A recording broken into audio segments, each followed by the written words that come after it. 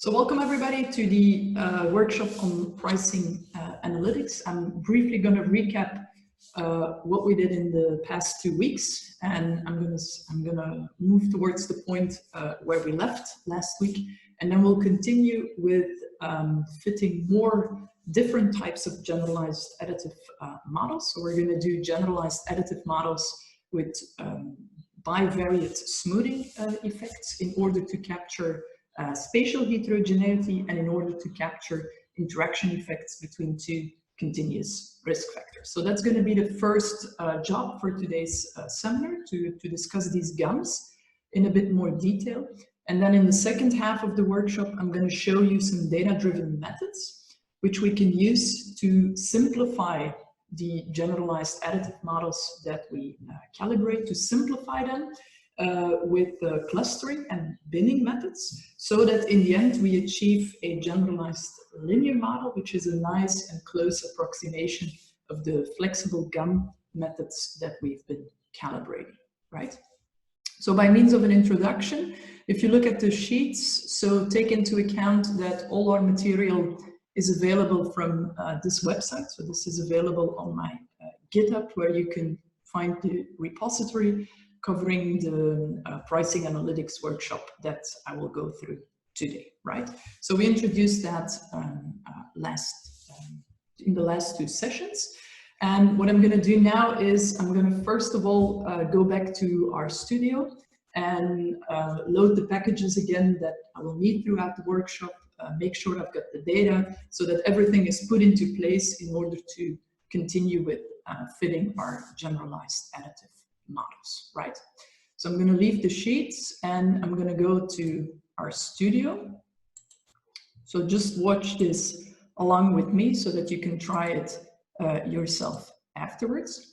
So what you see here in my our studio is that I already opened the different scripts that I will need throughout the session. So they're labeled from 0 up to number 4, and they are available on the GitHub site, as I already mentioned. So let me just briefly recap what we did in the last 2 sessions. So in the script number 0, I'm just going to launch the R packages that I will need throughout the workshop. So that's just a matter of selecting this bunch of library statements, running them, and running this this code chunk so that you have the R package that we need, so that you have them available on your local machine, right? So you can do this on your own machine, or you can go to the RStudio cloud, and there everything will be ready for you to go, right? So that's number 0. Then we're going to number 1. So if you remember what we did in this script is we're going to load the data set that we need. So that's done in this statement. So I'm going to read in the pnc data.txt file, which we have also on the GitHub site. I'm using the RStudio API to do so because that allows me conveniently to reuse the path specification that I'm using over here, as long as you don't change the structure of the script and the data set as it is stored on the GitHub site. So if I do this, then I have this object mtpl orig, so that's the one over here. That's my original data set. So if I say, show me the first records from mtpl orig, right? So with the head statement, then I'll see that I get a data set like this, right? So it's a table with 6 rows in this case, because I only asked to print the first 6, and I've got 18 columns or 18 variables.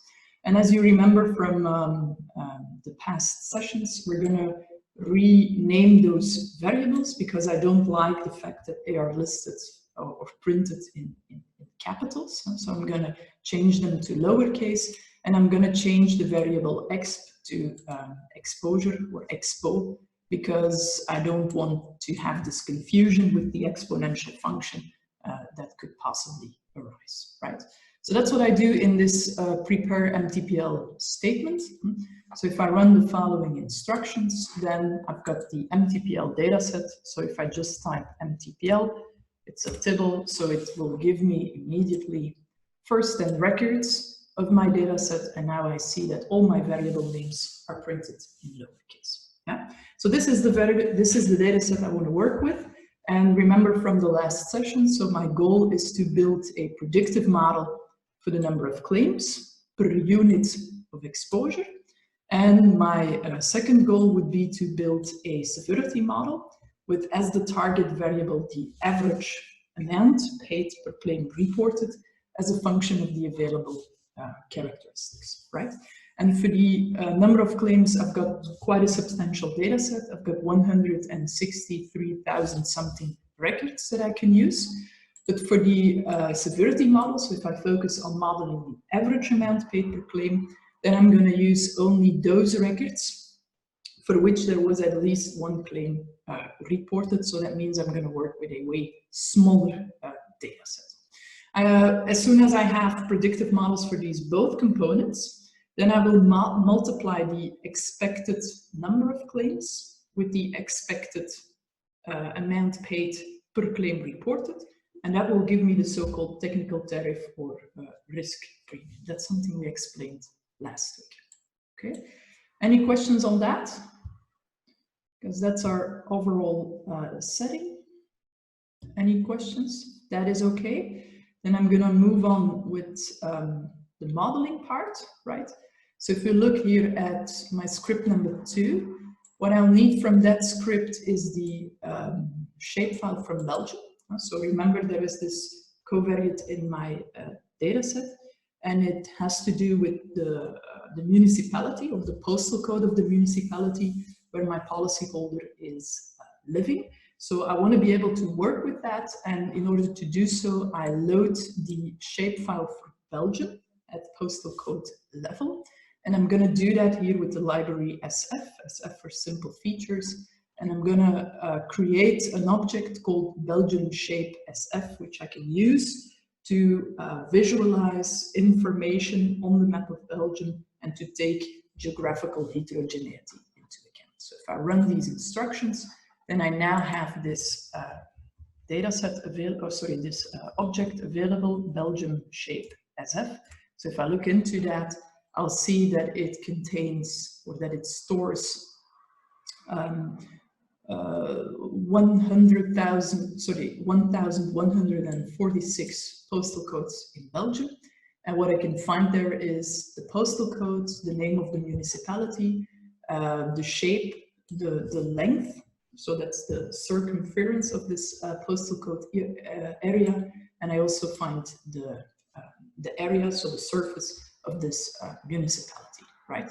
And then in the last column, I've got all this geometrical information in multi-polygon statement, so that specifies the shape of this particular postal code area. Okay. Now from this script, there is one other instruction that I wish to run, and that has to do with using the library tmap. So I explained that earlier on, but if I scroll down to line number 70, if I want to use the library tmap to do visualizations, as we discussed 2 weeks ago, then if you remember this, well, my Belgium shapefile is slightly corrupted.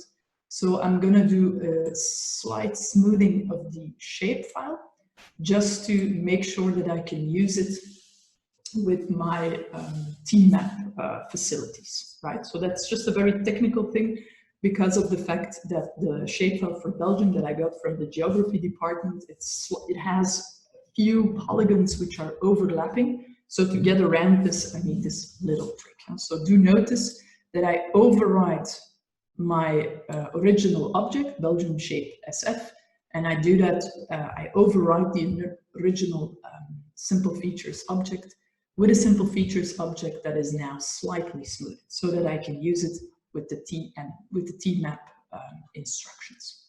Okay, so we're almost there. This is also all of this is just a bit of prep work. So where I am now is in the basics model building script. So what I'm going to use here is particularly the package MGCV for generalized additive modeling. And that's where we left last week.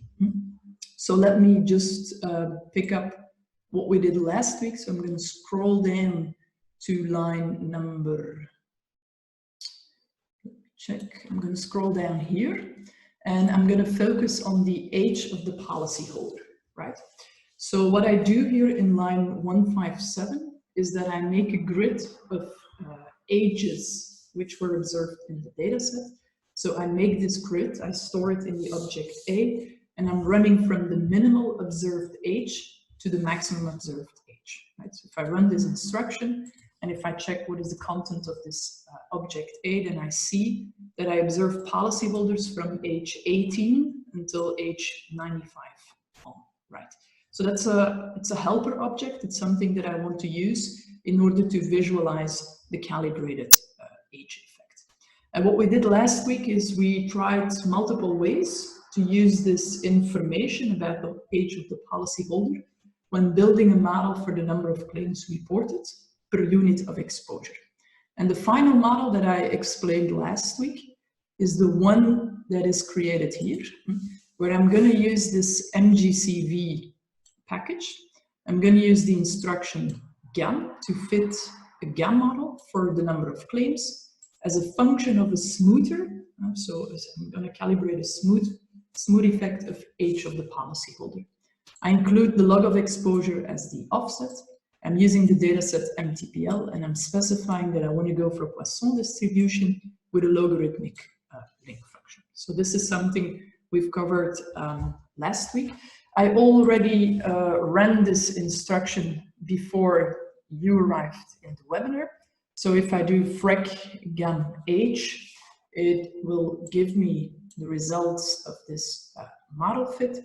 And I see, okay, I've got a model for the number of claims as a function of age of the policyholder. I include a smooth effect of age of the policyholder, and I need, as the estimated degrees of freedom, 5.92 degrees of freedom for that. If I would type the summary of frec gam age, then I got a bit more of information. So you see that this model is using an intercept, and it is then showing me some information about the constructed smoother over here. Yeah? So the larger the effective number of degrees of freedom that I need over here, the more flexible or the more non-linear my fitted smoother will be, right? So let us see how this resulting smoother looks like. So I'm going to create fitted values where I evaluate the smoother in a new data frame, which I construct by using my grid of age values, running from the minimum age to the maximum age. I consider everybody to have exposure equal to 1, and I'm focusing on extracting really the smoother of age of the policyholder. So that's done by putting this type equal to terms. So I explained that last week. So if you do that in your predict function, then you're really asking what is the S hat evaluated in the different ages. I also ask to include the standard error. I store these fitted values in the object pred gam age, and I'm going to manipulate that a little bit over here just to make sure that I can extract the right information in order to build this ggplot, which is visualizing the captured age effect.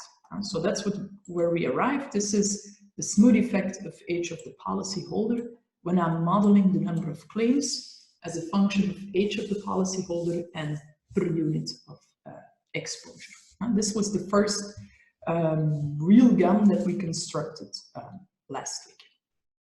Any questions on this? This is the point where we stopped last week. This is okay? All right. Good. So now I want to continue, and I want to be able to do some more complex GAM models, like you will see over here. So what I will do to introduce those is that I'm gonna switch back to my lecture sheets, and I'm going to use them to introduce the GAMs that I want to consider, right? So I'm back here in my lecture sheets. Sheet number 3, I'm going to scroll a bit further to the point where we arrived, right? So we're in the section on model building, and I briefly explained again the basic concepts of using GLM and GAM for building GAMs. And now I'm going to continue with these two bullets. That is, what if we want to do a smooth effect of a continuous risk factor, a spatial smoother? What if we want to do a smooth effect of an interaction between two continuous risk factors? So that's the point where we're going to continue. We'll consider smooth functions of several variables, right? So the whole idea is now that I believe that there can be multiple input variables or multiple features of which I want to construct a smoother. And we're first of all going to focus on constructing a smooth function f of x and y via so-called thin plate splines, which are often used, and that's something you have to keep in mind. You often use the type of construction that I'm mentioning here if your x and y are sort of naturally at the same scale or naturally belong together or something, right? So this is an approach that I typically use to handle the latitude and the longitude of the center of a postal code area, of the center of a municipality, because I believe, okay, this lat and this long, apart from each other, they do not make much sense, but I really want to use them together, right? So they naturally belong together. And so the idea of constructing this two-dimensional smoother is then the same as what we discussed earlier on. So we're going to represent the smooth function f of x and y via some basis functions, here denoted with b tilde. The basis functions use the input variables x and y. They get parameters here denoted with gamma, right? I have a superscript j here, so it would be better if I would write fj. That's a small typo here. It should be fj of x and y. That's what I have in mind over here. Now, of course, if we would include a lot of these basis functions, then we would be overfitting, because we would capture a smoother that is way too flexible. So to avoid this overfitting, we're going to add a wiggliness penalty to our likelihood.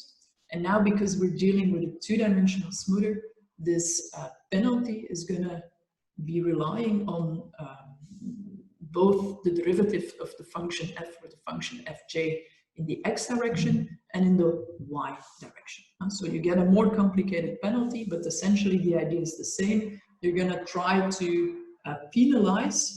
You're going to try to penalize for the wiggliness of the smoother that you construct. And of course, how strong this penalty will be, that will be driven by the so-called smoothing parameter that we encountered last week already.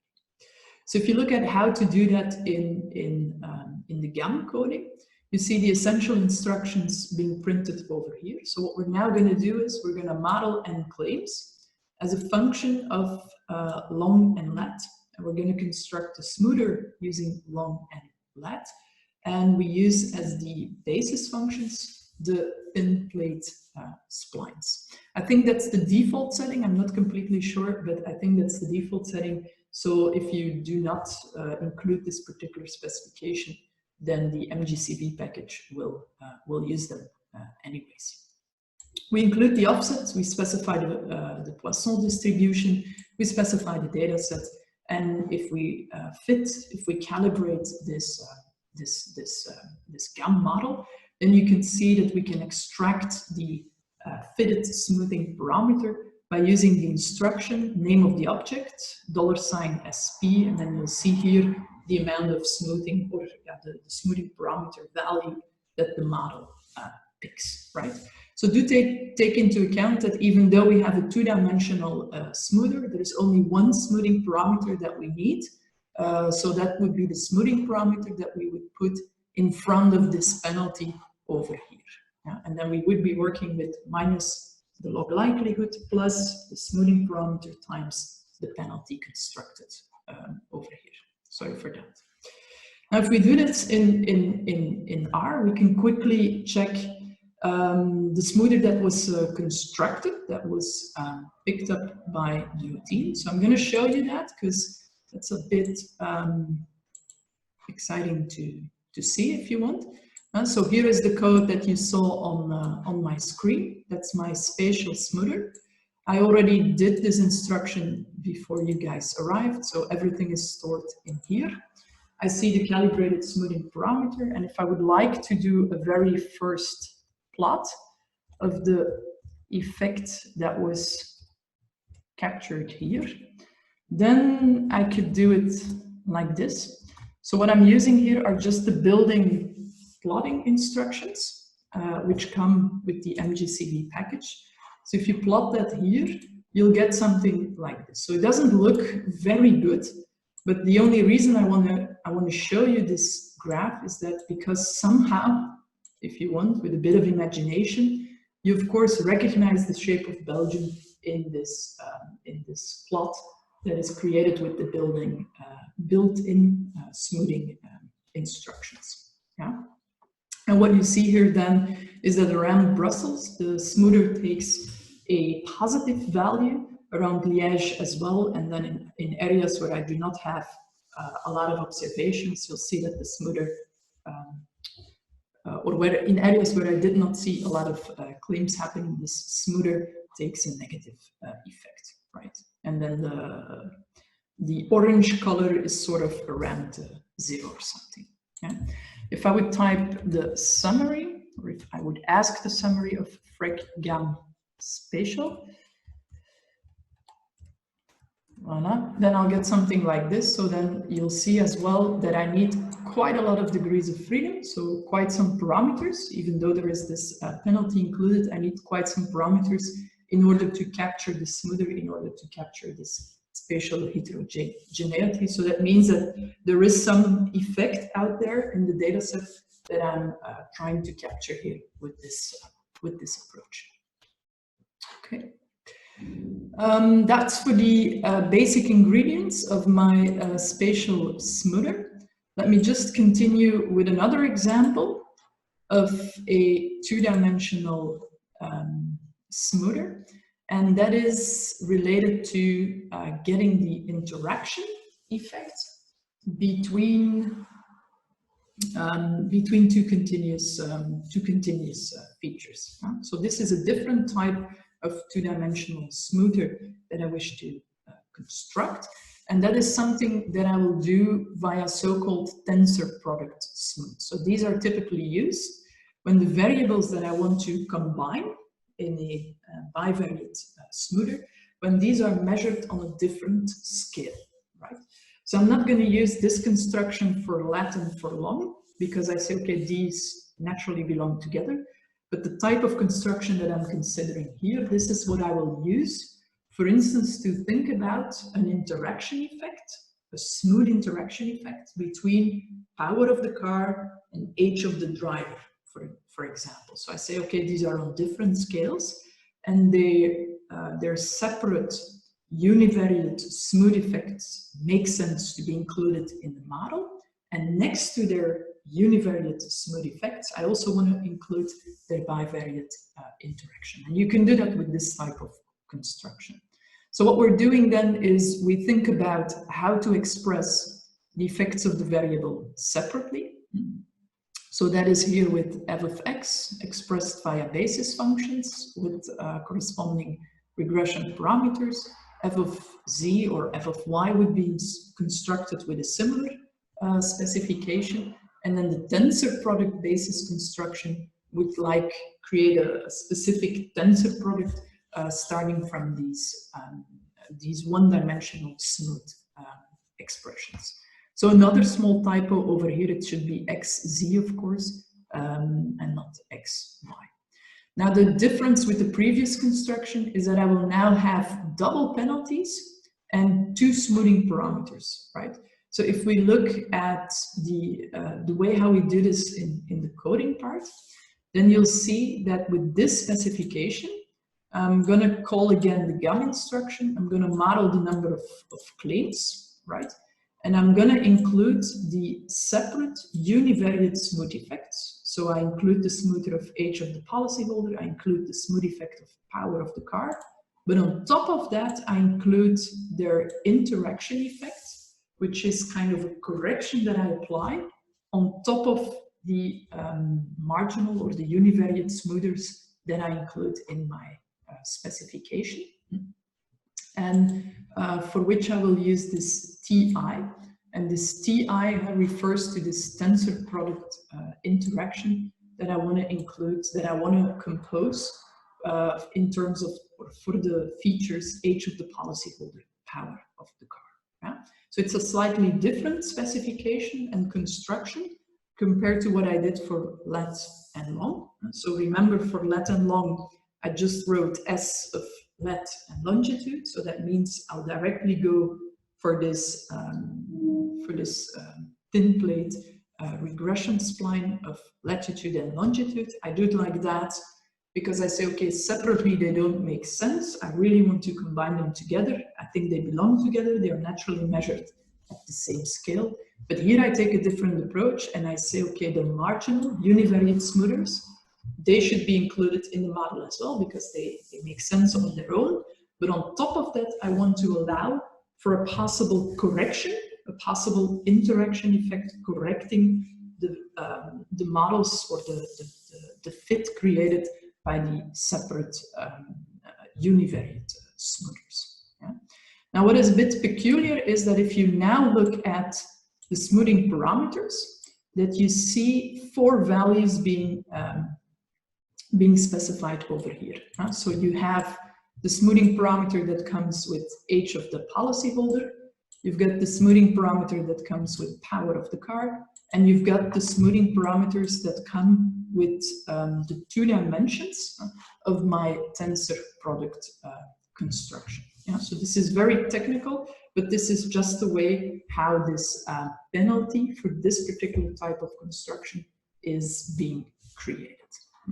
If we do this in R, and then I'll take some time for questions, but if we take a moment to see how that works in R, then we're here, script number 3. So I'm going to do this interaction effect between age of the policyholder, power of the car. I include their separate univariate smoothers. I include the interaction effect on top of them. I can check the fitted smoothing parameters. And you see that printed over here. I can also type a summary of this model.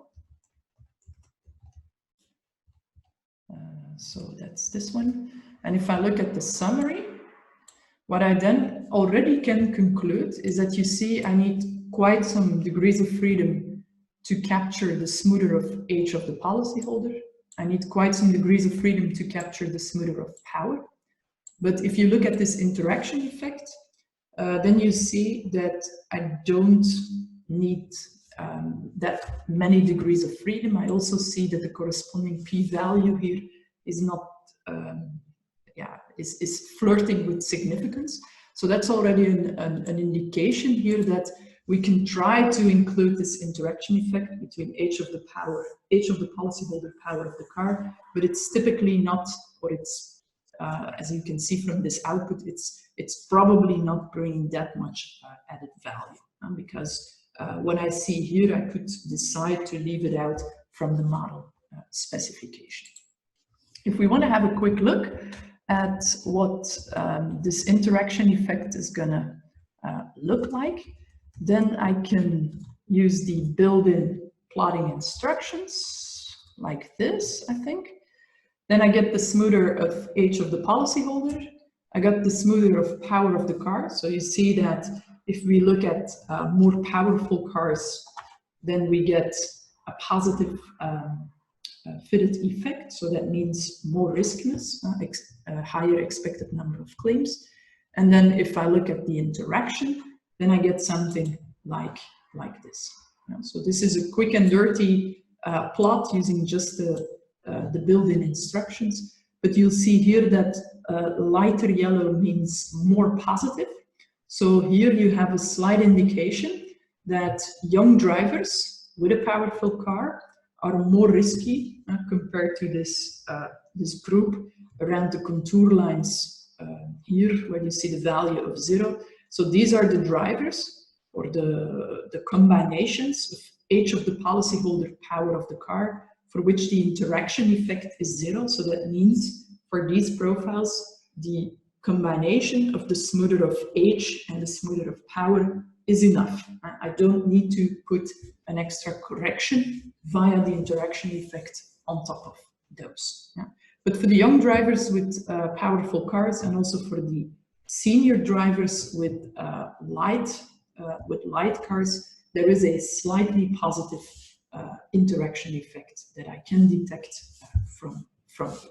Yeah. So this is how a GAM would deal with two-dimensional smoothers. So we've seen the lat and the long, and we've seen the interaction between power of the car and age of the policyholder. Maybe just a last visual. So up to now, I used the built-in plotting instructions from the GAM package. But of course, we want to do this a little bit nicer, particularly this postal code effect. We really want to visualize the fitted smooth effect of lat and long on the map of Belgium. And that's what I'm going to do right now. So the instructions that you see here from line 263 on, they're purely visual instructions. So what are we going to do here? We're going to return to our geographical object, so to the simple features object that is stored in the object Belgium shape SF. And I'm going to ask for the center, for the coordinates of the center of each postal code in Belgium. Because if you remember what the structure of this object was, this Belgium shape SF. So if I look into that, then I'll see that I've got one line for each postal code in Belgium.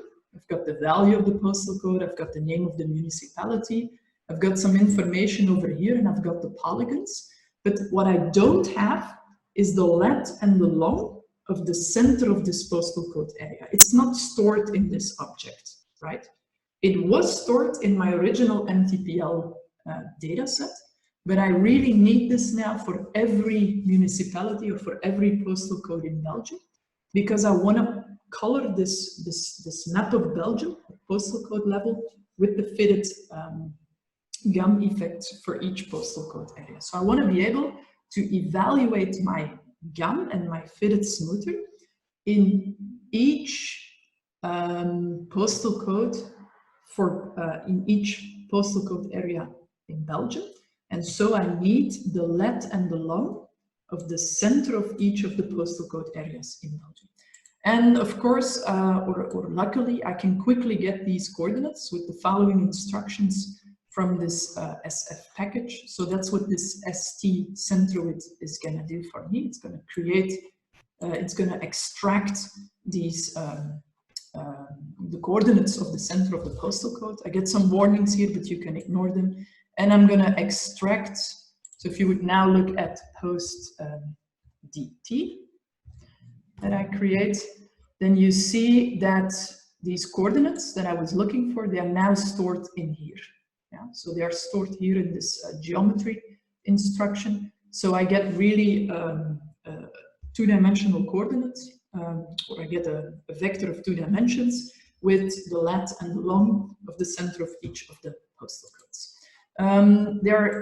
The way how they are stored in here is not so easy for me to use. I really want to have them separately as the long and the lat covariate in my data set. So that's what I'm going to do over here. I'm going to extend the post DT data set with a column called long and a column called lat. And now it's super easy to apply the fitted GAM object with the spatial smoother on this data set, because I have the long, I have the lat. I can put the exposure for everybody or for every postal code equal to 1, and just evaluate the spatial smoother that I extracted. And that's what I'm going to do here. So I'm going to evaluate the fitted GAM model, FREC GAM spatial. I'm going to evaluate them in this data set that I created over here, so the post DT. And I'm going to focus on extracting a specific term, and that's going to be the smoother of long and lat. So that's what I do over here. That's what I now get in this data set pret.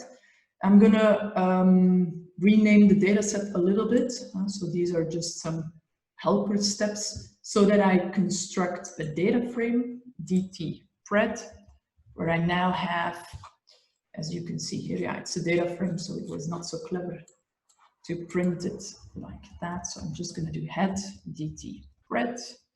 Voila. And I've got the postal code, I've got the long and the lat of the center, and I've got the corresponding fitted spatial effect. So that is now ready to be visualized on the map of Belgium. So I'm going to do my left join, which we already encountered a couple of times, and I'm going to merge the information stored in dt pred with the information stored in my simple features object, so that I got a data set called Belgium shape SF that has it all, right?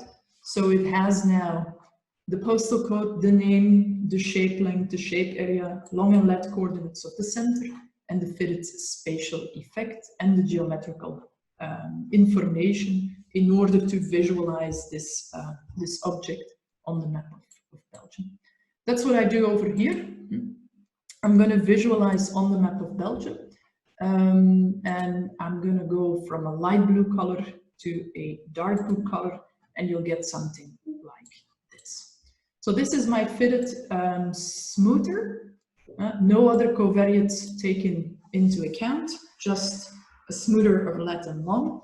And now, of course, this picture looks way better than what we obtained with the built-in plotting instructions that come with the MGCV package. What we recognize is clearly the Brussels area, the Liège area, where the expected number of annual claims is higher compared to other areas in Belgium. It's also important to note that each municipality in Belgium now gets a certain color, so there are no white areas on this map that I constructed, because of course for each municipality or for each postal code area, I can get the lat and the long of the center, so I can evaluate what my smoother is doing for each postal code in Belgium, even if I did not observe any policyholders, any exposure in these in some of these postal codes. Yeah. Maybe a last point to remember here is that I do the scale fill gradient, so it's really a continuous scaling that I'm constructing here. Yeah. So in ggplot, you've got separate instructions if your scale has to evolve in a continuous way or in a discrete way. So here I have this continuous scale. I specify the color for the lowest value, the color for the highest value, and then these will gradually, the colors used will gradually evolve between these two values. If you would like to do this with TM shape, then you can say again, okay, I'm going to fill the postal codes by using the fitted spatial effect. I'm going to use a certain palette to do the coloring. So that's what I get over here. So this also looks quite nice. If I'm going to look into that. So this is with the thematic maps kind of stuff. So here you'll see something like this. So here I go from blue, I'm going to white, which is value around 0. And then if I go to darker red, I get negative values. Yeah? So different plotting facilities to picture these, the captured effects in a nice way. What do I do in the very last step? And then I'm ready to answer your questions in the very last step. Well, if you now look at the Belgium shape SF object, well, I stored in this object the fit spatial, right? I'm just going to remove it from the simple features object because, of course, I don't want to carry this fitted effect around in the next step of my analysis. I just want to get rid of it so that I have the clean shape file or simple features object again for future work. So I just remove this last column, the fit spatial column, so that I have the clean version of my simple features object again. Here is how to do rather small GLMs where we have one smoother or we have a smoother of lat and long, but we have all things separately. So now we put this all together and we construct, let's say, a really big GAM that we want to use.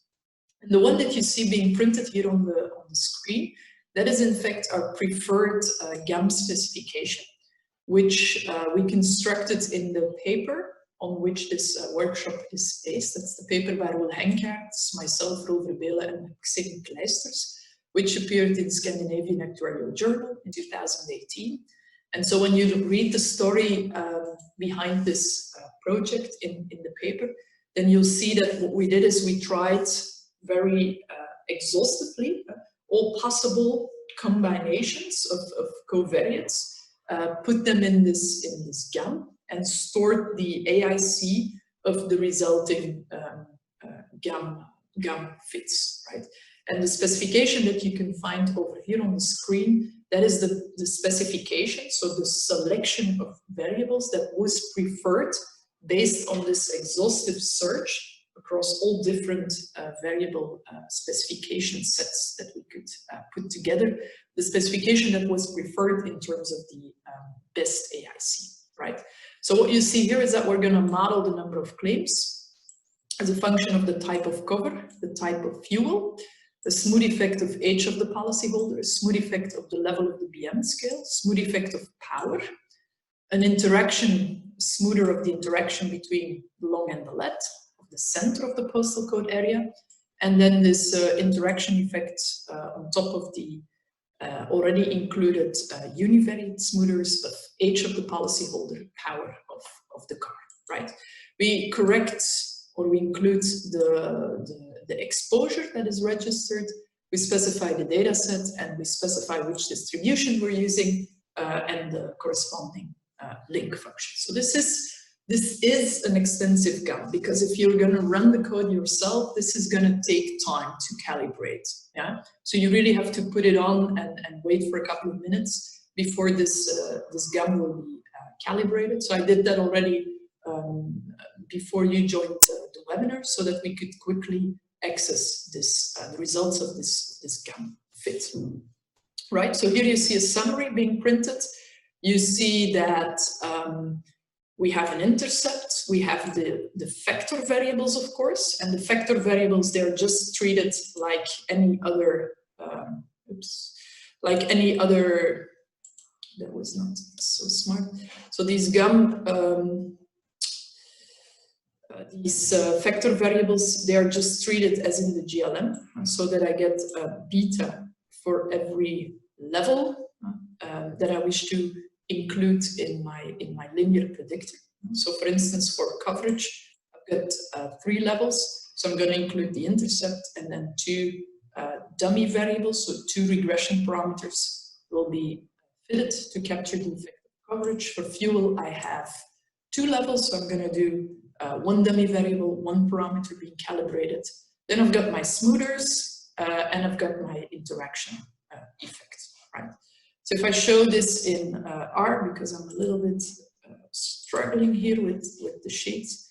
So if I see this, if I do this in R, I'm going to switch to the script number 4, where you see on top of the sheet that I calibrate this big GAM model. I store the result in the object frec GAM, and if I ask to print the summary of frec GAM, then this is what I update. So this is the result that you've also seen on the sheets. I've got these different betas for the vector variables. I've got the different smoothers, and for the smoothers we see that all of them are significant, right? The number of degrees of freedom used for each of them is quite differently. So we see, for instance, for the geographical smoother, we need quite a lot of parameters. Also for BM scale, for power, age of the policyholder, that really seems to matter. For the interaction effect, the results are less convincing. So we have very few degrees of freedom here. We have a very small p-value. So you will always, I mean, for this particular data set, for this particular project, keep in mind that you could decide to leave this out of the model if you want. We kept it in just to illustrate how we can deal with this interaction effect between 2 continuous risk factors. Now, of course, you can make very nice graphs of the smoothers which are constructed. You can do that yourself. You can look into our paper to see how these look like. All right. But now we have a beautiful GAM. So if we would be, or if we would take the perspective of a statistician, we could say, oh, we're very happy. We have this flexible model. We did extensive variable selection. We're happy with the model we constructed, right? But of course, if you need to deploy this model as a model for frequency in practice, then this may be a little bit difficult because you cannot easily express the fitted smooth effects, for instance, in an Excel sheet or something. Because this is not a matter of multiplying betas with certain dummy variables which are on or off. It's not as simple as a GLM. It is more complicated compared to a GLM. So what we're going to do now in the next part of the workshop is, can we use this smoother, this GAM that we constructed, can we use it as an inspiration to construct a GLM in a data-driven way, a GLM that is going to use age of the driver, that is going to use information from postal codes, etc., and is directly inspired by the results of our GAM fit. Yeah, so I'm going to simplify my GAM such that my resulting end product is going to be within the comfort zone of many actuaries. It's going to be a GLM object that or a GLM model that I construct. Yeah. This last step, it really depends on whether your project and the business you're working in, whether it is in need of simplified models or not. If it's in your project and your business perfectly fine to get along with this GAM, then you're done, right? And you can work with this object, then everything is fine. But if you say, that's too complicated to run in an IT environment, to deploy it, etc., I need something simpler, then you can find inspiration in the steps that I'm going to discuss right. So let's see what we can do with the spatial effect. So what I'm going to do is I'm going to bin the spatial effect. So that means I have my fitted spatial smoother, that's the F hat of long and lat. I have this value of the smooth effect for each of the postal codes in Belgium. And now with clustering methodologies, I want to figure out like which postal codes belong together, should be put in the same cluster, because they represent a similar level of riskness. And that similar level of riskness will be expressed by via the fitted smooth effect evaluated in the long and the lat of the specific postal code area. Yeah, so that's what we're going to do. And of course, we need a couple of helper steps. So the first thing I'm going to do is I'm going to work with a data set, that's the post-DT data set, where I have my 1146 Belgian postal codes. I have the corresponding lat and long of the center of the postal code. And then I'm going to evaluate the fitted smooth effect from the big GAM that I just constructed. I'm going to evaluate this fitted smooth effect for in each of those postal codes, right? Now, of course, if you want to run this predict function, which you see over here, because that's essentially what I want to do, I want to apply the predict function on the GAM object stored in frag GAM, and I want to apply it to a new data set, the post-DT data set, where I focus on each postal code in Belgium, and I want to extract the fitted spatial smoother, right? But now you have to think a little bit carefully. If you want to evaluate this frag GAM on a new data set, post-DT, then you really need to specify all the covariates which are used by the frag GAM model in this data set, because otherwise this frag GAM will say, okay, I cannot evaluate this GAM model in this new data set because I'm lacking covariates which I want to use. So in order to fix that, we're going to do some prep steps, and they are listed over here. So we're essentially storing just dummy, just random levels, if you want, for the coverage, for the fuel type, for the BM, age of the policyholder, power of the car, and the exposure variable. So we're just going to put some values in there. That doesn't matter really. We just need to have something. It doesn't matter because we're using this type equals terms, and we're really going to focus on the smooth effect of long and lat. Yeah? So we're not building a prediction at the level of the predictor or at the level of the response. No, we're really extracting just the fitted spatial smoother. Okay, so these are also prep steps, putting together a data set where I have the fitted values of my spatial smoother for each of the postal. So let's see how that goes in R. So if I switch and if I look at my frec GAN, which I constructed here. So now I'm going to say, let's put the data set together, which I need. That's the data set post DT. So if I inspect how this post DT looks like, I'll get something like this. So I've got, again, all my postal codes. I've got the coordinates, len and long, of the center of my postal codes. And here I've got some values for my coverage type, for my fuel level, for my BM, for the age of the policyholder, the power of the car, and the hope that goes well, for the level of exposure.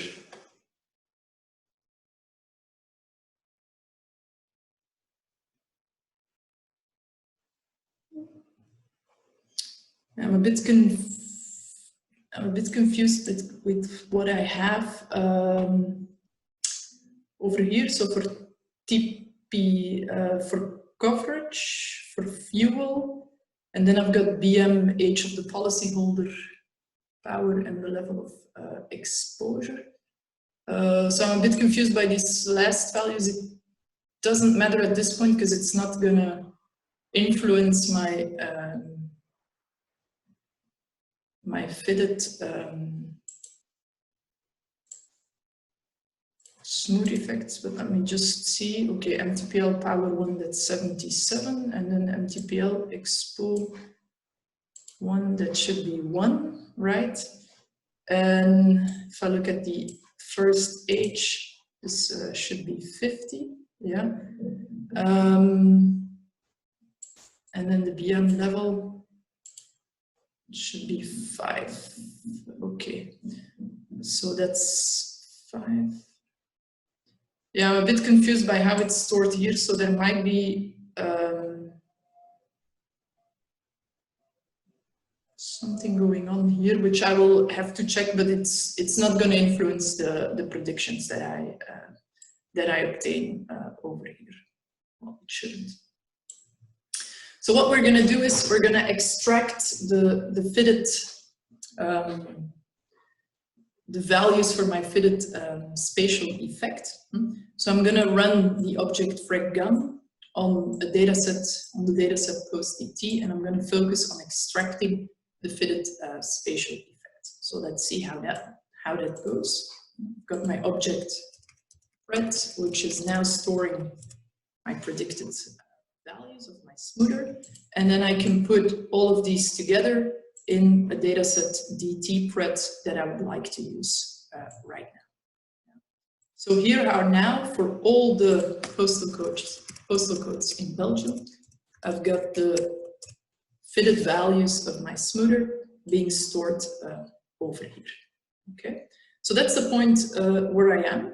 And what I now want to do is I want to use a clustering method. And I essentially want to say to this clustering method, well, cluster postal codes in Belgium into a certain number of groups based on the similarity between the fitted values for the spatial effect that you. So let's see on the sheets how that goes, and then demonstrate it in R once again. Okay. So here is what I wish to do. We have the fitted spatial effect. We've got it now for each postal code in Belgium. So I've got it for every I running from 1 up to the number of postal codes in Belgium. And I want to split or bin these fitted values using one of the following techniques. Yeah? And what you see over here are a couple of clustering techniques, which are available in the class int package in R that I'm going to use. You can just say, for instance, let's do 5 bins of equal length. So then you're just going to say, what is the maximum value of my smoother? What is the minimum value of my smoother? What is the range that my smoother takes? I'm going to divide by 5. And this is going to be the length of the interval that I wish to consider. Another strategy could be that you look at the empirical distribution of the values that your smoother can take, and that you say, I'm going to go from the 0% quantile to the 20%, and from the 20% to the 40%, and so on and so forth. Okay. And then the last two bullets, they really refer to clustering methods, where you can do either hierarchical clustering, or you can do a technique called Fisher's natural breaks that is essentially related to k-means clustering. So there the goal is that you're really going to say, okay, if you want to do 5 clusters, let's construct these 5 clusters by minimizing, for instance, the sum of the squared distances between the observations and the means and the means of the different clusters that you create. Yeah, so there is a specific kind of squared error or squared distance criterion that you want to minimize by constructing the bins in the appropriate way. So one thing that you have to keep in mind here is that I have to pre-specify the number of bins, so the number of clusters that I want to create. And I'm going to explain afterwards how this number of bins can be picked. But when you apply these techniques sketched here on the sheet, then you're going to pre-specify the number of bins you want to construct. So in R, you can do that with the class intervals function from the class int package. So you're going to pre-specify the number of bins. So here I put that equal to 5. And then we're going to construct the intervals from the fitted spatial smoother that I evaluate in each of the postal codes in Belgium. And I'm going to say, well, you have to cluster these values. You have to put them into 5 bins. And you have to do that in using one of the methods that I mentioned on the previous sheet. So you can do that with quantile binning. You can do that with constructing equal length intervals. Here I'm gonna do that with the Fisher's break construction. Okay. We're gonna look then at the specification of the clusters that we construct and see how these make sense. Yeah. So that's what you see over here. When we look at the breaks constructed by this Fisher method, you'll see that we've got these different specifications for the break points, and these breakpoints will construct the clusters that we're going to define, right? So let me switch back to R to show you a bit more carefully what that means. So over here, we've got our data set DT-pred. This DT-pred contains our fitted spatial effect. Yeah. So what we're going to do is we're going to call the library class int. We're going to pre-specify the number of bins constructed, and we're going to ask the method to bin or to cluster these fitted spatial effects into 5 bins, right? So that's what this function call is doing. Give me 5 bins according to the Fisher natural breaks methodology, or the k-means clustering, and make sure that in these clusters or in these bins you put similar values of the fitted spatial smoother. You put similar values together. So if we see what kind of breakpoints we get with this argument, then you can see that these 5 bins or 5 clusters are defined using the 6 breakpoints which are listed over here.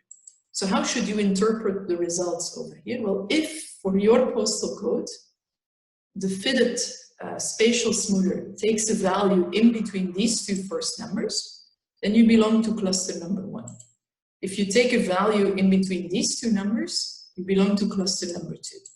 Here you belong to cluster number 3, cluster number 4, and then in the last one you've got cluster number 5, right? So you need 6 breakpoints to construct 5 clusters, and it's no surprise that the first breakpoint and the last breakpoint, that these correspond to the minimum and the maximum of the fitted spatial smoother, right? That's what you see over here. If I just look at the minimum value of my fitted spatial smoother, I get minus 0.47. If I look at the maximum value, I've got this 0.34.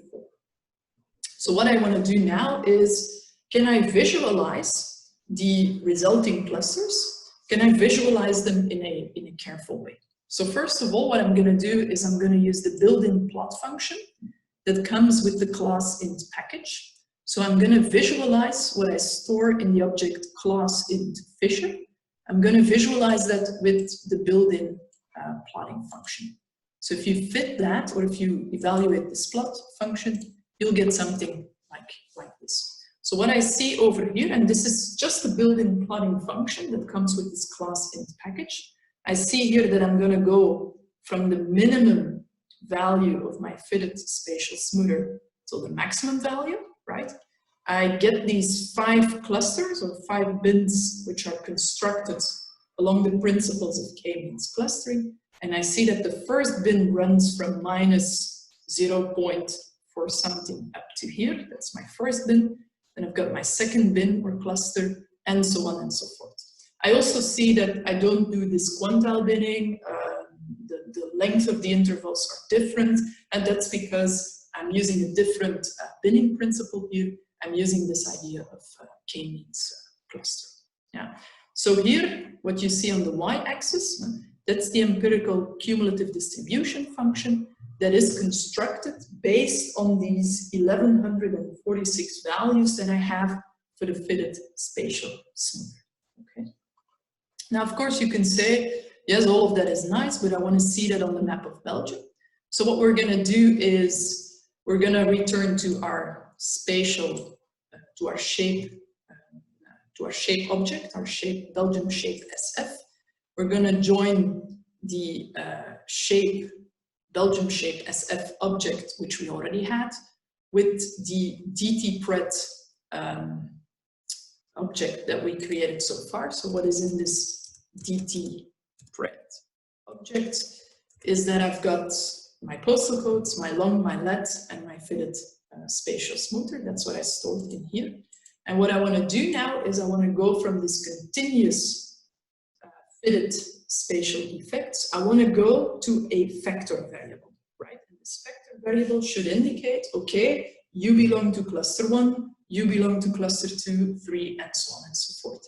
So what I'm going to do here is I'm going to use my famous cut function again. I'm going to cut my continuous variable fit spatial using the breakpoints that were created by this binning, by this clustering methodology of Fisher. So if I do this, then I got a new column added in my Belgium shape SF object, and that is the class Fisher. So if we're going to check what is inside this class Fisher, we could do, for instance, give me a summary of Belgium shape SF, $sign class Fisher, and then you're going to see that I've got a factor variant now, which can take 5 levels. And what I see here is the number of observations that I have, so the number of postal code variants that I have in each of the clusters which I create, right?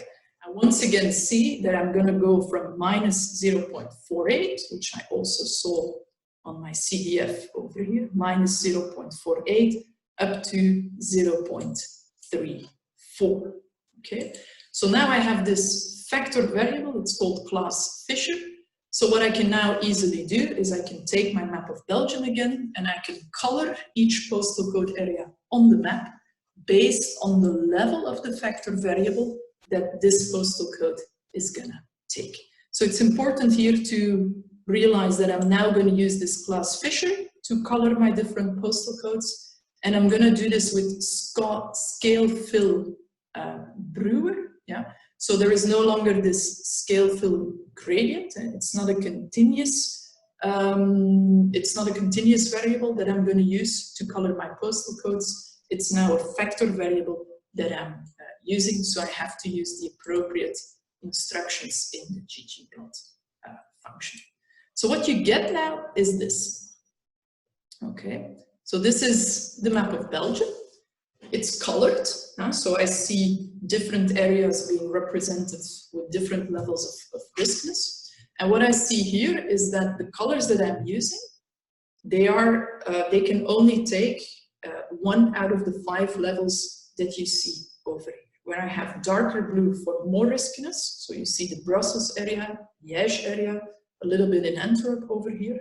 Then you have very light blue for less risky areas. So this, you can compare it, you can put it next to the map of Belgium that we constructed earlier on, where you would have this continuous scale of blues that was used to represent the geographical heterogeneity. Yeah? So this is the whole idea. If I want to simplify my GAM, this is what I can do to simplify the fitted spatial smoother, because what I'm using now is just a factor covariate with 5 levels, and these 5 levels, they represent the different clusters that I created on the map of Belgium, and which I created based on the value that the fitted spatial smoother was taking. Yeah. So this is my idea. Let me see.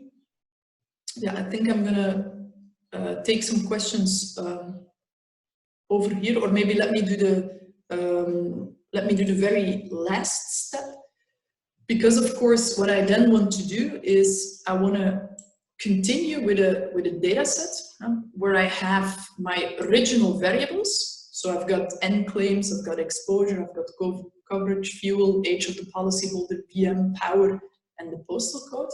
But what I want to do is I want to include a new variable labeled here as geo, which is a factor variable and which represents for each postal code that I have in my data set, to which of the clusters do you belong. Yeah, so this is the next step where I'm essentially saying, let's do a new data set. I call it MTPL Geo. MTPL Geo is kind of the original MTPL data set, yeah?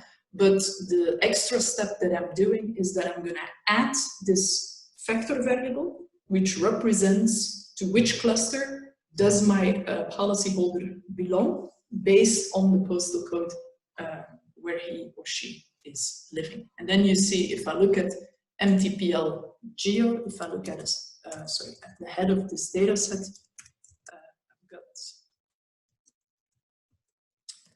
then I've got the same structure as before, but I've got a new factor covariate being added here, which represents the cluster to which my driver belongs based on the postal code where he or she is living. Yeah. So I'm going to continue with this data set, and I'm going to recalibrate my GAM on this new data set. But the thing that I will be doing here, if you look at the specification of the GAM, is that now instead of doing the smoother of let and long, I'm just going to refer to this factor variable, geo. So I'm going to replace my smoother of latitude and longitude with just fitting a couple of regression parameters for the different levels that my geo variable can take. And so if I'm going to calibrate this model, it will again take a while, but it's already a simpler model compared to the FREC GAM that we started with, because I got rid of one two-dimensional smoother and I replaced the smoother by this geo variable, the factor variable that we've seen over here. So what I'm going to do to decide on the 5 clusters is essentially what I have here on the sheet, so sheet number 89 and 90. So I explained this step where I said, let's create a new dataset called MTPL Geo, which is the MTPL dataset. I keep the variables that I need from this dataset, and I add a new variable. I add this new variable by using the fitted spatial effect and by cutting it based on the breaks that were created using the binning methodology from Fisher, right? So I now have a data set called MTPL Geo, where I have a new factor variable named Geo, representing to which of those 5 clusters do you belong. Yeah? And on this new data set, we're now fitting a GAM, with the factor variable geo replacing the original spatial smoother. So Said's question is then highly relevant because, of course, all of this is based on the fact that I pre-decided that I want to have 5 clusters. And I created the breaks corresponding with this 5 clusters, right? So why do I have 5 clusters? Well, in fact, this number of clusters, you can see it as a tuning parameter that you need to decide upon. And in the paper on which this workshop is based, you will see that we present the so-called tuning strategy to decide upon the number of breaks, the number of clusters that we want to use. Because essentially what we did behind the screen, so I'm not doing this live because it would take too much time, but what we did as a pre-work is that we tried a lot of different numbers for what this number of clusters could be. So instead of doing it with k equal to 5, we also did it with k is equal to 2, 3, 4, 5, 6, 7, 8, 9, 10, just to give some examples. So we create a grid of possible values for this variable num_bins. We recalibrated the simplified GAM, so the GAM where the spatial smoother is replaced by the factor variable. And we use the factor variable that corresponds with each level of the number of bins that we want to consider. And by recalibrating this frec GAM geo for different numbers of bins, we stored for each value that we're considering, we stored the AIC and the BIC of this simplified GAM. And then we just say, okay, let's rank these models based on their AIC or based on their BIC, and pick the value for the number of bins that corresponds to the optimal value for the AIC or BIC. So that's the tuning strategy that we apply. We try different number of bins. We repeat the coding that we just explained. We store the AIC, BIC of this frec GAM geo, so the simplified GAM model, and we went for the number of bins that reaches the optimal value for this information criterion that you want to consider. So you can read more about that in our paper, but that's essentially what we're doing. So we call this a tuning strategy to decide upon the optimal number of bins. And of course, I'm not doing that live because that would take me too much time. So it's something that happened behind the screens, if you want. So does that answer the question? Any other questions? Any other comments? Any feedback? If not, okay, let's see whether our model already compiled. Yeah. So what you see now, if I look at the frec GAM geo in my R code, then you see that in the list of parametric coefficients or parametric effects, I now have coverage, I've got fuel type, and I've also got this geo, right? Where I have been calibrating 4 betas, for regression parameters to express this 5-level factor variable that represents the cluster to which somebody belongs. Okay, I still have the smoothers of age, BM, power, and the interaction effect. I didn't simplify those yet. So this is where I am. So let's look now at the next step. What can I do to simplify the smoothers, the univariate smooth effects of my continuous coefficients? Okay, so that's the idea now. I want to get rid of all these smoothers. I already got rid of the spatial smoother, so what can I do now in terms of the univariate smoothers, for instance, the smoother of age of the policyholder? What can I do with that? Okay, so that's what we want to do. So when binning the continuous risk factors, something we want to keep in mind is that we want to have consecutive intervals. And what I mean with that is, if you look at age of the driver, then we want to construct groups of ages, yeah, but we only want to construct consecutive age groups. So drivers from 18 till 20, let's say, then from 20 to 22, 23 to 25, and so on and so forth. We don't want to put drivers together with ages which are not consecutive. So I don't want to merge drivers of age 18 with drivers of age 55 or something. Okay, so I want to have consecutive intervals, but the fact that I want to have consecutive intervals then immediately implies that I cannot use the clustering techniques and the clustering idea which I applied for the spatial effect, because the clustering methods that we had over there, they don't guarantee consecutive intervals. Yeah, because for the postal codes, that wasn't such a problem. Huh? So there we could easily say, okay, I'm going to create a cluster with Brussels and with Liège, and they're both big cities, so it makes sense that they belong to the same cluster, right? So here we're going to go for a different technique. And what we're going to do is we're going to use so-called decision trees or regression trees to do the binning of my fitted smooth effect of, for example, age. Yeah. And so what it means is that I'm going to look at the fitted smoother of age, and I'm going to replace this smoother of age with, if you want, a piecewise constant function that is a good approximation to the smoother of age that I constructed.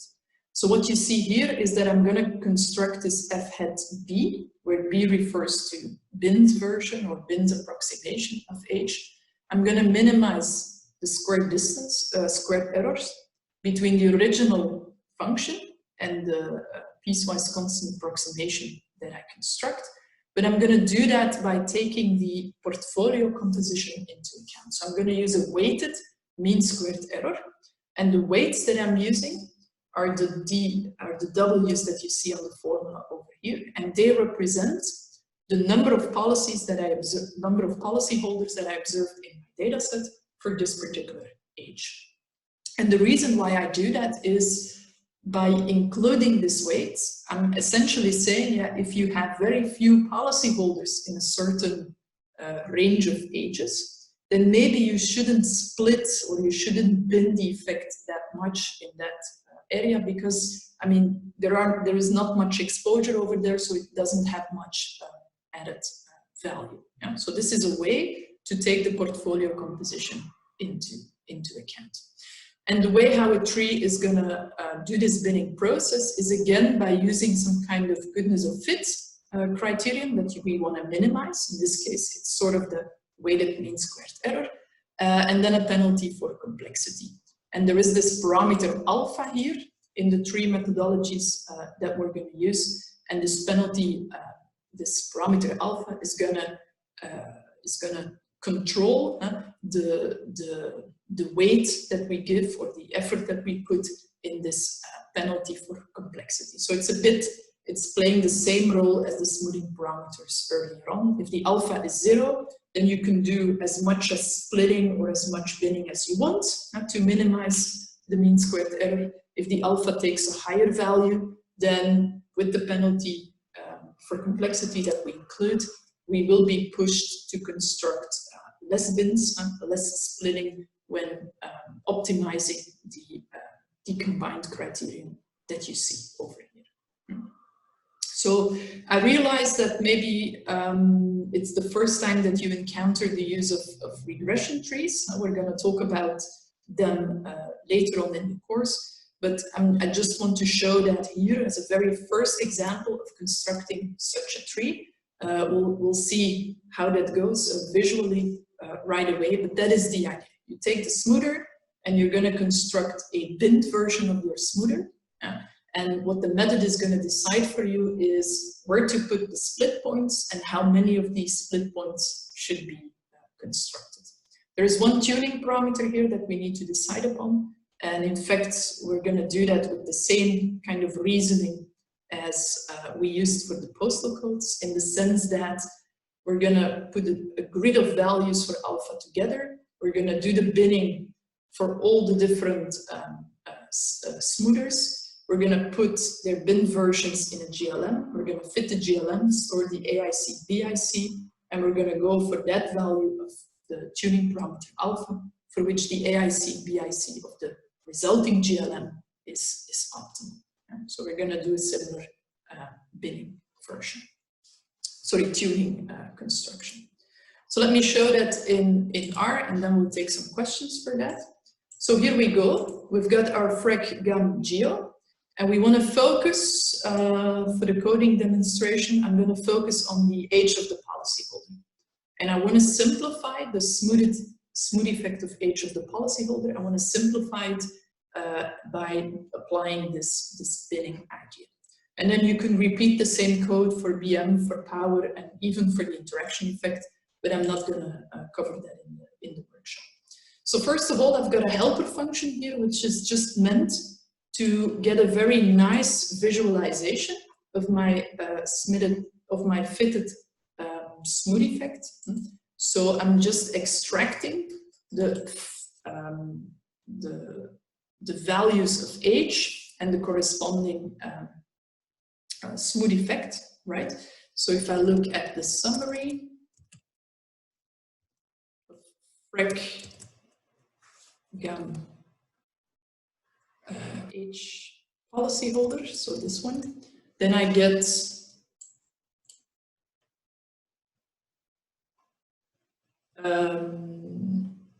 yeah, so that's my summary. If I do the head of frec gam age policyholder, then I see that I constructed the data sets with the different ages in my data set.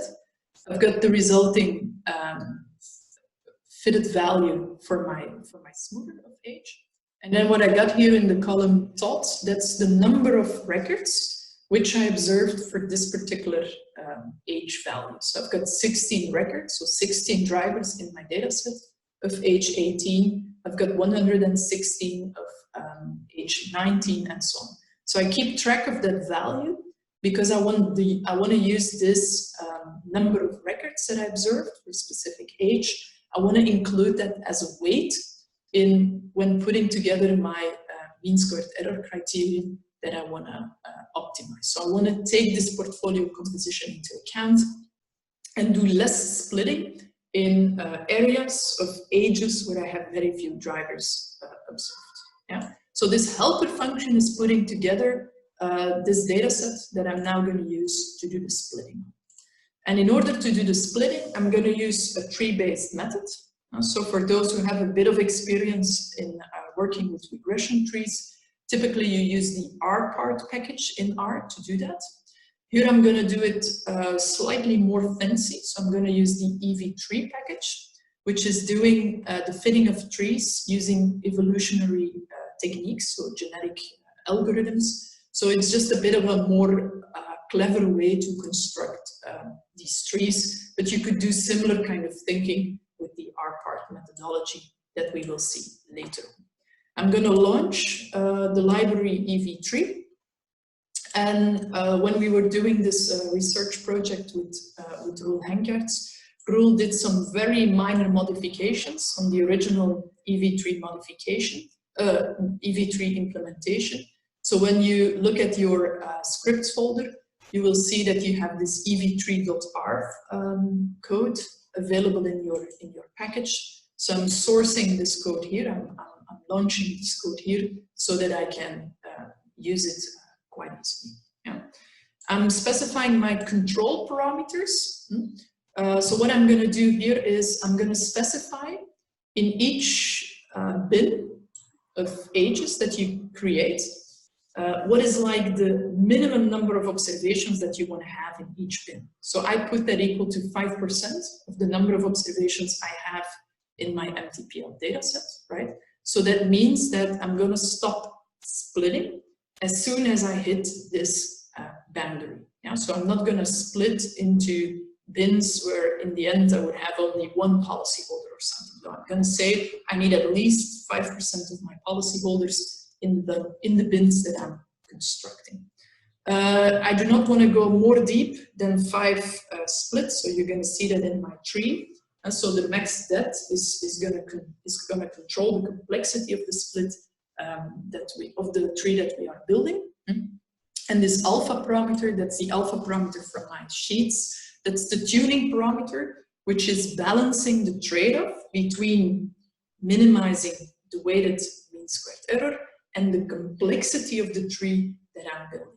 And And the complexity of a tree is expressed by the number of leaf nodes, so by the number of bins that I'm constructing. So the fact that I put this alpha equal to this particular value, that is based on some pre-work, where we tried different values of alpha, use these values of alpha to do the splitting, simplify the smoothers to factor effects, fit the GLMs again, stored AIC, BIC, did that process repetitively for different values of alpha, and then eventually picked the value of alpha that was leading to the optimal GLM. Yeah, so this is completely similar to the way how we picked the number of bins in the geographical binning process that I explained earlier.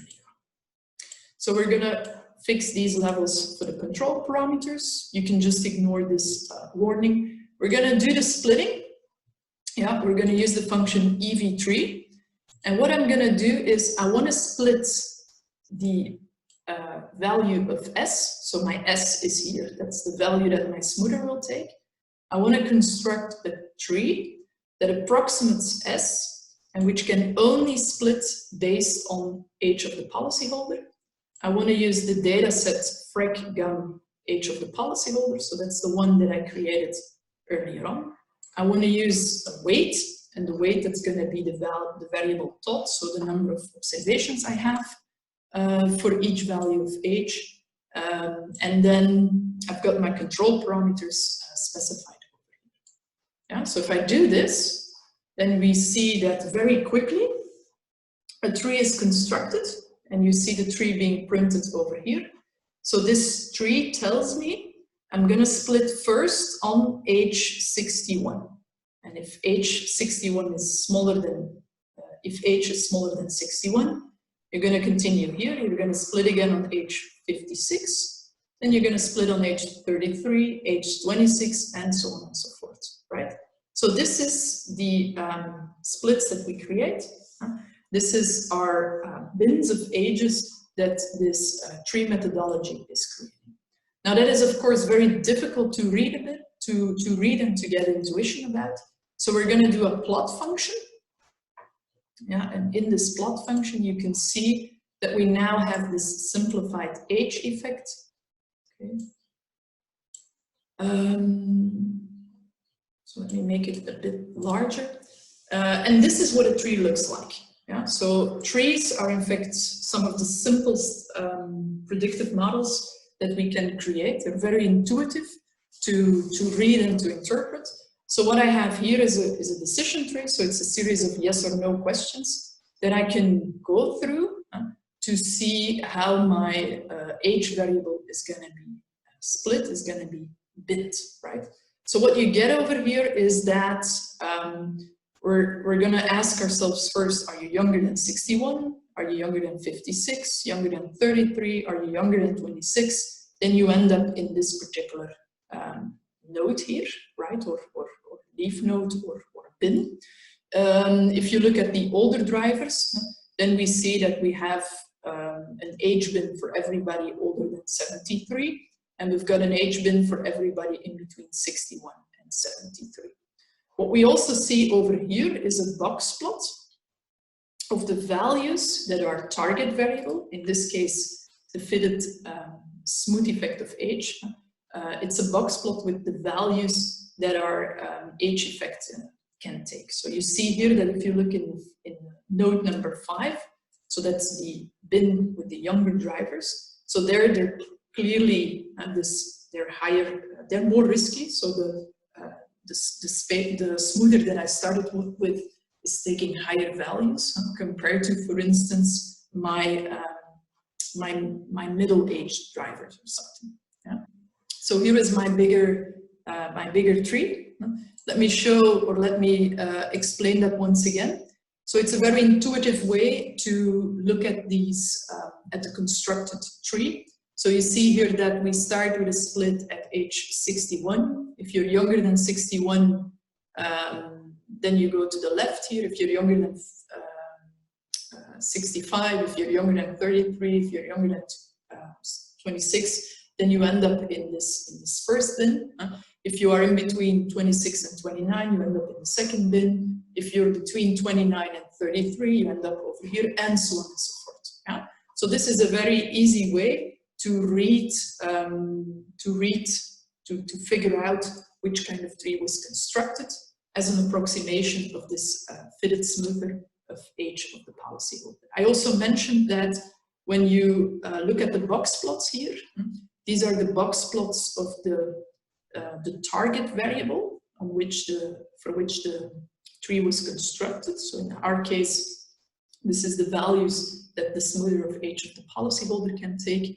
And you see that for our young drivers, of course, the box plot here reflects higher values, higher values of the smoother of age, more riskness, right? Compared to when you look at the middle-aged drivers. Yeah. So this is the tree that was constructed, and it gives me now a factor specification of age because it gives me age bins. I will create an age bin from 26, from 18 to 26, from 26 to 33, and that's what I can use now in my GLM as a substitute for the smoother of age that I was using earlier on. So if I return to my code, what I can do now is with some helper functions, I can extract the split points which are created. So that's my helper function just to extract the split points.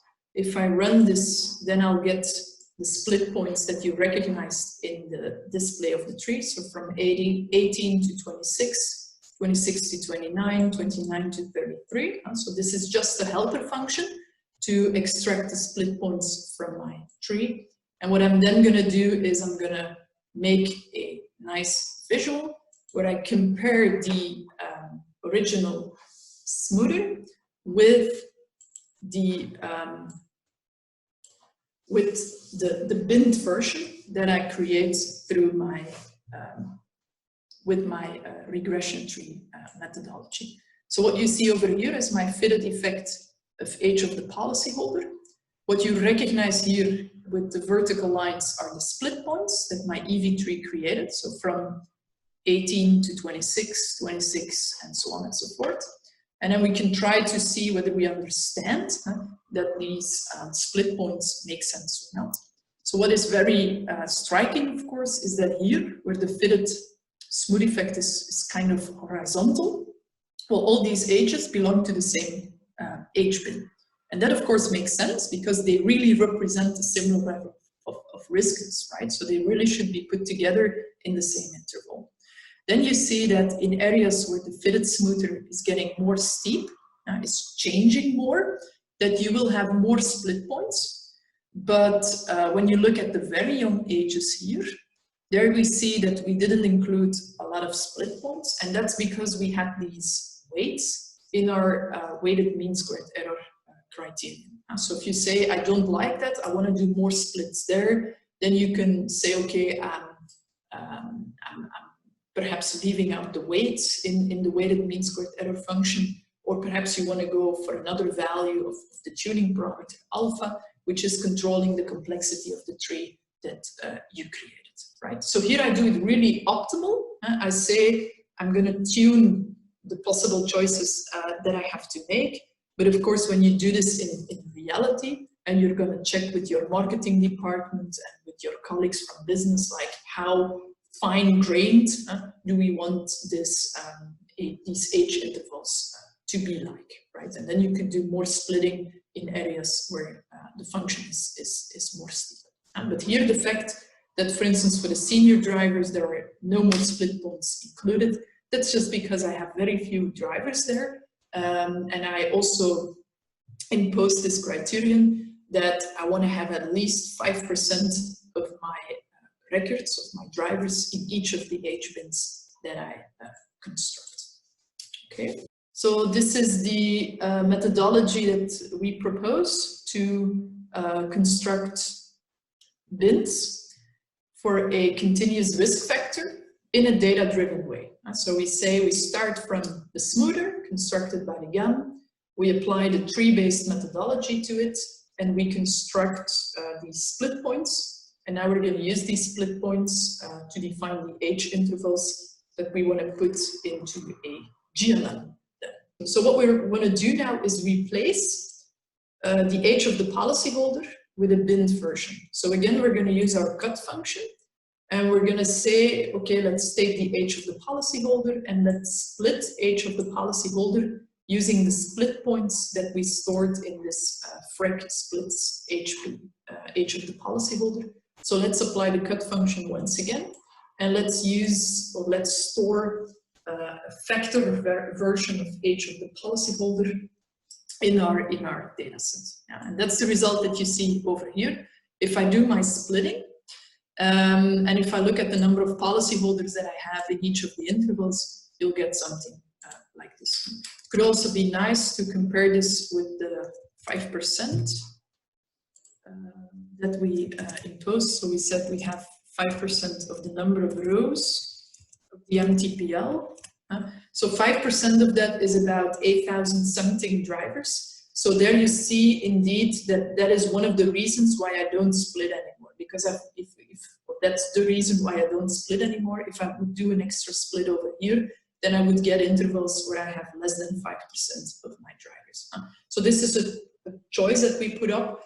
You could play with that, and I guess if you want to use this in reality, that this would be something you typically discuss with your business department or with your marketing department.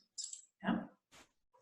So let me go to calibrating a GLM based on this, or yeah, perhaps not really the full GLM, but a simplified GAM at least. So what I'm going to do now is I'm going to look at the summary of my covariates, coverage, fuel, and geo, right? And the reason why I print those is because I want to decide which reference level I want to use for each of my factor variables. So for instance, for the coverage type, I'm going to put as the reference level TPL. Why is that? Because most of my drivers occupy this particular level in my factor variable. If I look at the fuel variable, I'm going to use as the reference gasoline. And if I look at my geo, then most of my drivers are occupying this, this level in my factor variable, right?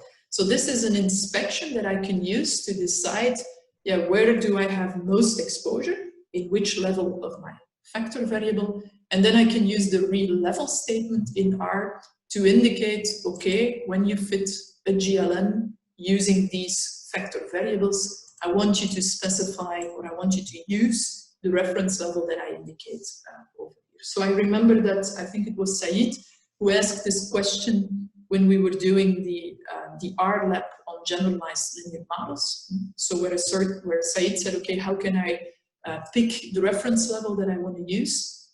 Well, this is how you can do that in GAM or with GLMs. And you can use this level statement, and I would recommend that you go for a reference level where you have most of the exposure that corresponds to the majority of your exposure. Yeah. So what I do here as a last step, I fit a GLM. Yeah, I fit it here with the GAM function, but I could as well use the GLM function here. It doesn't matter. I include coverage, I include fuel, I include age of the driver, I include the geographical factor variable. I didn't do the splitting for BM and for power and for the interaction effect. You could also do that. Documentation is available on the GitHub if you want to see that. But here, to keep things simple, I just do it for age of the driver and for the postal code effect. And so if you look at my GLM now, you see I've got a GLM. All of these are just betas. I've got beta parameters being estimated. And look here, all of them are significant because I chose these levels that I created for my factor variables. I chose them in a careful way, inspired by what the GAM effects were telling me, right? So you've got a GLM now. It's not a toy GLM, it's a real GLM that we constructed for a real data set, and where we picked specifications of our variables in a careful way. I could do a drop-in deviance like we've seen before. So I could do ANOVA on the GLM that I constructed, and I see that each of my factor variables included in the model so far is highly significant. Yeah, so that's the simplification that I'm building over here. Okay. So going back to the sheets, we did all of this. So we have the tree on sheet number 94, as you already discovered. You can play as an exercise, doing the same for BM, doing the same for power. You can also do this for the interaction effect, but then you have to be careful, because then you're going to allow the tree to split on both age of the policyholder, power of the car. And then you're going to create rectangles in terms of power and age, which are close approximations to the interaction smoother, so to the two-dimensional smoother of age of the policy on power of the car that we constructed earlier on. Yeah, so that's what's happening here. This is what we covered with the code. I think we've got a nice display over here that summarizes what we've been doing in terms of the GLMs and GAMs in the course. So all of this is described in our paper, a data-driven bidding strategy for the construction of insurance tariff classes, with Roel, with myself, Maxime Kleisters, and Rolf Verdeelen. So you can find this paper through Toledo. You can also click on the link over here. And I recommend you to read this article, to read this paper at this point in the course, as a wrap-up of what we've been working on over the last couple of weeks. And this is a nice display that we put together to summarize our procedure. So we start with smooth effects, smooth continuous effect, smooth spatial effect. For the smooth continuous effects, we construct decision trees to split. And here you see our binned version of age, for instance. It's an artificial example. You see that the splits are different. And what we get over here is then we're going to fit for each bin, we're going to fit a beta. That is then our approximation of what the smooth effect would do in each of those bins. And then for the spatial smoother, we do the unsupervised clustering with Fisher, for instance, and then we bin the spatial effect and get these clusters on the map of Belgium. So that's what we've been doing. If you want to go a bit more deep into that, and this is what we're going to do in the next sessions of the course, is you can also do the same kind of idea using Lassus type of penalty, so using regularization methods. The reason why we continued with this research is that the procedure that we put together up to now is really taking a lot of different steps, right? So it is starting from do the GAM, simplify the geographical effect, run the GAM again, pick a smoother, simplify the smoother, run the GAM again, etc., etc. So it's a very stepwise procedure. If you go into the literature of regularization, then you are capable of applying the same idea into one single step, and by including appropriate Lassus type of penalties into your likelihoods. But more on that later, so don't worry about that at this point. And then another project that we more recently worked on is, what if you really want to leave the ideas of GAMs and GLMs and want to dive more into these tree-based machine learning techniques? So that's going to come later. So these are two follow-up projects that we've been working with. So once again, all the material is over here. Slides were created with Exciting package. So at this point, I warmly invite you to have a closer look at the code yourself, to read the paper on which this demonstration is based, and to address any questions that you have related to this code and to this paper, to address them